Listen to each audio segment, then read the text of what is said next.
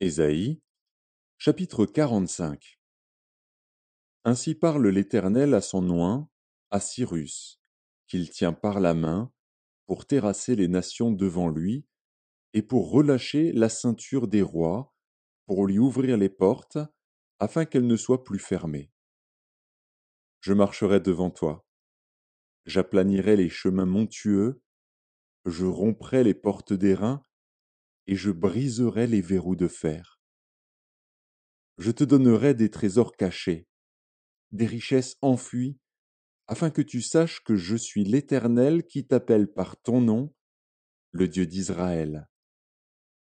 Pour l'amour de mon serviteur Jacob et d'Israël, mon élu, je t'ai appelé par ton nom, je t'ai parlé avec bienveillance, avant que tu me connusses. Je suis l'Éternel, et il n'y en a point d'autre. Hors moi, il n'y a point de Dieu. Je t'ai saint avant que tu me connusses. C'est afin que l'on sache, du soleil levant au soleil couchant, que hors moi il n'y a point de Dieu. Je suis l'Éternel, et il n'y en a point d'autre. Je forme la lumière, et je crée les ténèbres. Je donne la prospérité, et je crée l'adversité. Moi, l'Éternel, je fais toutes ces choses.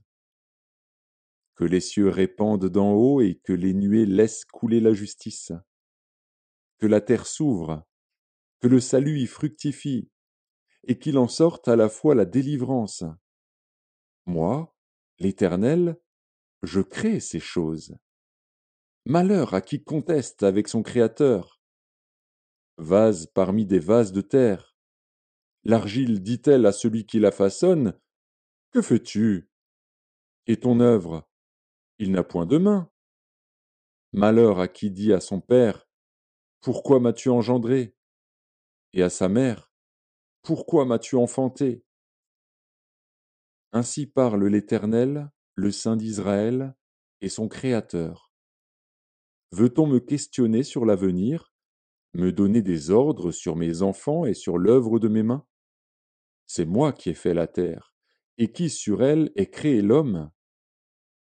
C'est moi, ce sont mes mains qui ont déployé les cieux, et c'est moi qui ai disposé toute leur armée. C'est moi qui ai suscité Cyrus dans ma justice, et j'aplanirai toutes ses voies.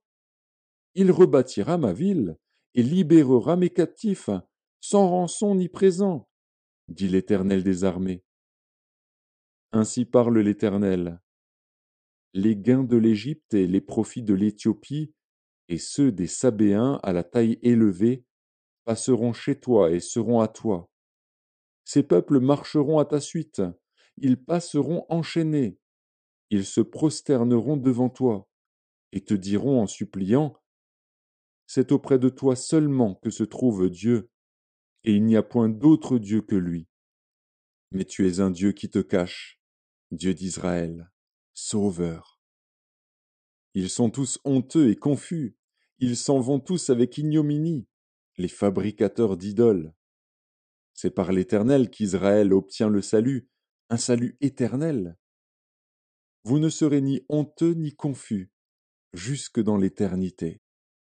Car ainsi parle l'Éternel, le Créateur des cieux, le seul Dieu, qui a formé la terre, qui l'a faite et qui l'a affermie, qui l'a créée pour qu'elle ne fût pas déserte, qui l'a formée pour qu'elle fût habitée.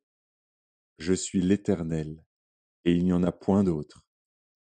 Je n'ai point parlé en cachette, dans un lieu ténébreux de la terre. Je n'ai point dit à la postérité de Jacob, cherchez-moi vainement. Moi, l'Éternel, je dis ce qui est vrai, je proclame ce qui est droit. Assemblez-vous et venez, approchez ensemble, réchappez des nations. Ils n'ont point d'intelligence, ceux qui portent leur idole de bois et qui invoquent un Dieu incapable de sauver. Déclarez-le et faites-les venir, qu'ils prennent conseil les uns des autres. Qui a prédit ces choses dès le commencement et depuis longtemps les a annoncées? N'est-ce pas moi, l'Éternel? Il n'y a point d'autre Dieu que moi. je suis le seul Dieu juste et qui sauve. Tournez-vous vers moi, et vous serez sauvés, vous tous qui êtes aux extrémités de la terre, car je suis Dieu, et il n'y en a point d'autre.